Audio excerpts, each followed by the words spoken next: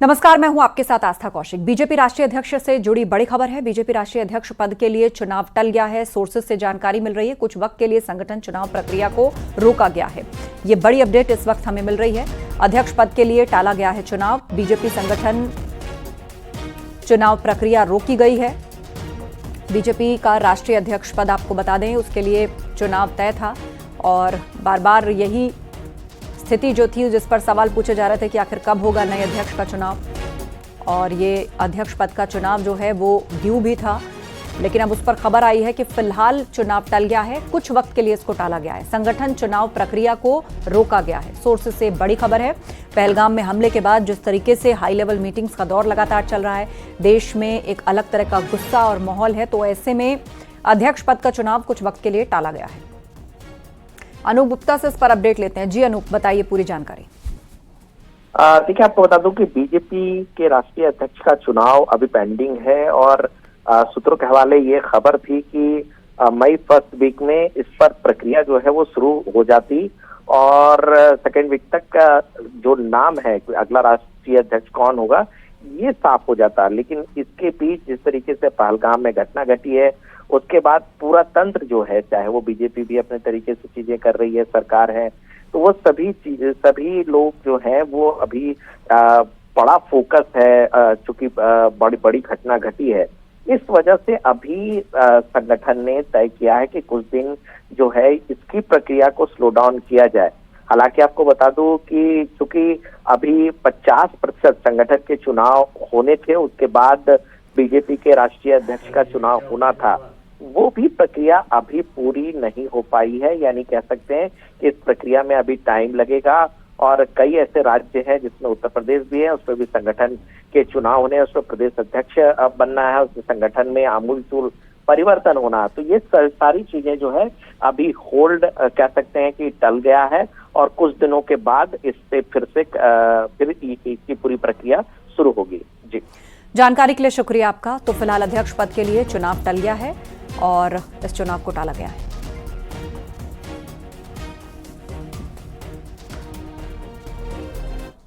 बड़ी खबर मिल रही है। भारत फ्रांस के बीच राफेल डील पर मुहर लग गई। 26 Rafale marine fighter jets Bharat खरीदेगा फ्रांस से और भारतीय नौसेना की इससे ताकत बढ़ेगी, जिसमें 22 single seater, 4 double seater fighter jets की ये डील है। 63,000 करोड़ के सौदे पर मुहर लगी है, तो भारतीय नौसेना को एक बड़ी ताकत मिलेगी। राफेल डील पर मुहर लग गई है। 26 Rafale marine fighter jet Bharat France से खरीदेगा।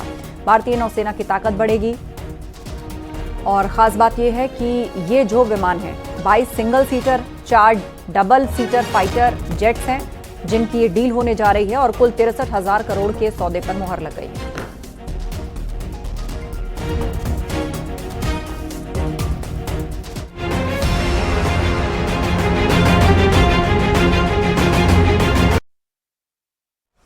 पहलगाम आतंकी हमले के बाद केंद्र सरकार आतंकियों पर कड़ी कार्रवाई कर रही है। इधर योगी सरकार नेपाल की सीमा से सटे जिलों में अवैध कब्जों पर कार्रवाई कर रही है। बुलडोजर एक्शन कर अवैध निर्माण को ध्वस्त किया जा रहा है। अब तक बहराइच में 89 अवैध निर्माण ध्वस्त किए गए हैं।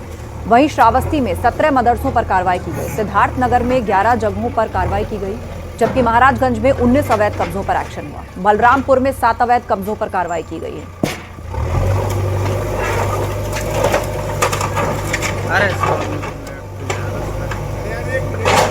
तो नेपाल बॉर्डर पर बुलडोजर कार्रवाई हुई है। 7 अवैध कब्जों पर कार्रवाई की गई है। महाराजगंज में 19 अवैध कब्जों पर एक्शन हुआ है। बलरामपुर में 7 अवैध कब्जों पर बुलडोजर चला। सिद्धार्थनगर में 11 जगहों पर यह कार्रवाई हुई। श्रावस्ती में 17 मदरसों पर कार्रवाई की गई और अब तक बहराइच में 89 अवैध निर्माण ध्वस्त कर दिए गए। तो सरकारी जमीन पर कब्जा करके जो भी इमारतें बनाई जा रही थी या उसमें जो कुछ भी चलाया जा रहा था, फिलहाल वो सब कुछ बुलडोजर एक्शन की जद में आ गया है।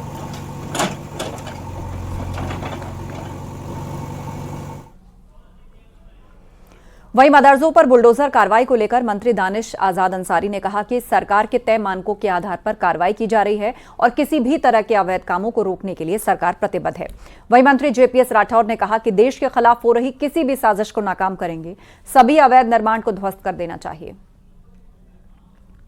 किसी भी संस्था को चलाने के लिए सरकार के मानक होते हैं, सरकार के गाइडलाइन होते हैं, वो गाइडलाइन फॉलो होना चाहिए। ये हमारी सरकार सुनिश्चित कर रही है, पारदर्शी तरीके से व्यवस्थाओं को लागू कर रही है। तो जहां भी ऐसी अनियमितता है हम वहां नोटिस भी देते हैं कि कुछ संस्थाओं को नोटिस दिया गया है और कि मानक के अनुरूप चीजें चलाएं, क्योंकि बच्चों को अच्छी शिक्षा मुहैया हो, क्वालिटी ऑफ एजुकेशन मिले, फर्नीचर अच्छा हो, बिल्डिंग इंफ्रा अच्छा हो, टॉयलेट की फैसिलिटी हो, पानी की पीने की फैसिलिटी हो, अच्छे टीचर्स वहां पे रिक्रूट हो। इन तमाम चीजों को हम मॉनिटर कर रहे हैं, क्योंकि मदरसा शिक्षा के साथ खिलवाड़ करना मुझे लगता है कि मुस्लिम समाज के नौजवानों के भविष्य के साथ खिलवाड़ करना। ये हमारे देश के खिलाफ साजिश है, षड्यंत्र है और इसके खिलाफ जितना कड़ी से कड़ी कार्रवाई हो सकती है वो करना चाहिए। सभी अवैध इमारतों को, मदरसों को या जो भी हो उनको ध्वस्त करके जमींदोज कर देना चाहिए, और ताकि हमारे भारत के खिलाफ जो साजिश रचने वाले लोग हैं या भविष्य में रचने की जो योजना बना रहे हैं इनको मुंह तोड़ जवाब मिले और आगे कोई ऐसी हरकत के बारे में सोच भी ना सके। बलरामपुर में भारत नेपाल सीमा से सटे क्षेत्र में अवैध कब्जे पर कार्रवाई जारी है। प्रशासन के मुताबिक 7 जगहों पर सरकारी जमीन पर कब्जा किया गया है। मजार और करबला बनाकर यहां पर कब्जा किया गया, जिसमें से चौधरी डीह में 2 जगहों पर ध्वस्तीकरण की कार्रवाई हुई। बाकी 5 जगहों पर ध्वस्तीकरण का नोटिस भेजा गया है। अभी जहां हम खड़े हैं ये चौधरी डीह है, जो भारत नेपाल से सीमा से सटा हुआ इलाका है, और यहाँ पर हम आपको दिखाते हैं कि एक मलबा पड़ा हुआ है जो बताया जा रहा है कि ये मजार है। इसको गिराया गया है और ये करबला के रूप में यहाँ पर स्थापित किया गया था, और ये एक गौरैया नाला है जिस नाले में ये सरकार की जमीन है, सरकारी जमीन में ये बनाया गया था और इसको रात में ध्वस्त किया गया है। लखीमपुर खीरी में अवैध मदरसा और मस्जिद पर एक्शन हुआ। प्रशासन ने बुलडोजर से मदरसे को गिराया। यह अवैध मदरसा भारत नेपाल सीमा पर बना था। आरोप के मुताबिक सरकारी जमीन पर मदरसा बना था और बताया यह जा रहा है कि 2023 में भी मदरसे को गिराया गया, लेकिन फिर से मदरसे का निर्माण किया गया था। प्रदेश सरकार ने मदरसे की जांच के आदेश के बाद लखीमपुर खीरी में मदरसों की जांच की गई, जिसमें 245 मदरसे ऐसे पाए गए जो परमिशन लेके चलाए जा रहे थे और 255 मदरसे ऐसे पाए गए थे जो बिना परमिशन के अवैध रूप से संचालित किए जाते हैं। ऐसे ही मदरसे में हमें ये संपूर्ण नगर का इलाका है, इंडो नेपाल बॉर्डर का इलाका है, कृष्णा नगर, जहां पे आप देख सकते हैं प्रशासन ने बुलडोजर कार्रवाई करते हुए इस सरकारी जमीन पर बने अवैध मदरसे को ध्वस्त किया है। आप देख सकते हैं कि बड़ी बड़ी कंक्रीट और सरिये लगाकर इस मदरसे का निर्माण किया गया था और प्रशासन ने जब इसको जांच में पाया ये सरकारी जमीन में बनाया गया है तो बुलडोजर कार्रवाई करते हुए इसको ध्वस्त किया गया। 2023 में भी इसी मदरसे को प्रशासन ने बुलडोजर कार्रवाई करते हुए ध्वस्त कर दिया था, लेकिन चोरी छुपे फिर से एक बार फिर इस मदरसे का निर्माण कराया जा रहा था। जब प्रशासन को इसकी जानकारी हुई तो प्रशासन बुलडोजर को लेकर आया है और उसके बाद इस मदरसे को ध्वस्त कर दिया गया। भारत नेपाल जो इलाका है लखीमपुर खीरी का, जो वो नेपाल से 70 किलोमीटर का इलाका है, उसको साझा करता है। लगातार प्रशासन और जो जांच एजेंसियां हैं उनको इस तरह के जो अवैध मदरसे हैं उनको चिन्हीकरण का काम कर रही है और उसके बाद जो चिन्हीकरण के बाद जब आदेश मिलेगा तो उनके ऊपर बुलडोजर कार्रवाई प्रशासन करेगा। मनोज शर्मा, न्यूज 18, लखीमपुर खीरी।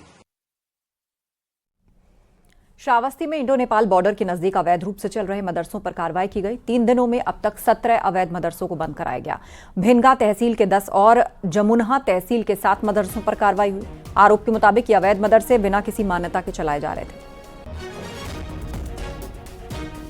इसमें बॉर्डर के समीप का जो क्षेत्र है उसके अंतर्गत जो अनियमित या अवैध रूप से जो भी निर्माण है उन पर कार्रवाई होनी, उसी के अंतर्गत इस मदरसे पर कार्रवाई हुई थी। ये जो है रजिस्टर्ड संस्था नहीं थी। महाराजगंज में अवैध कब्जे को लेकर बुलडोजर कार्रवाई की गई और पुलिस ने गोडहवा में बनी अवैध मजार को हटवाया। जिले में कुल 17 स्थानों पर बुलडोजर कार्रवाई होनी है, जिसमें अवैध मस्जिद और मदरसे शामिल हैं। वहीं 74 मदरसों को पहले ही अवैध घोषित किया गया है। सभी 17 जगहों पर बुलडोजर कार्रवाई की जाएगी।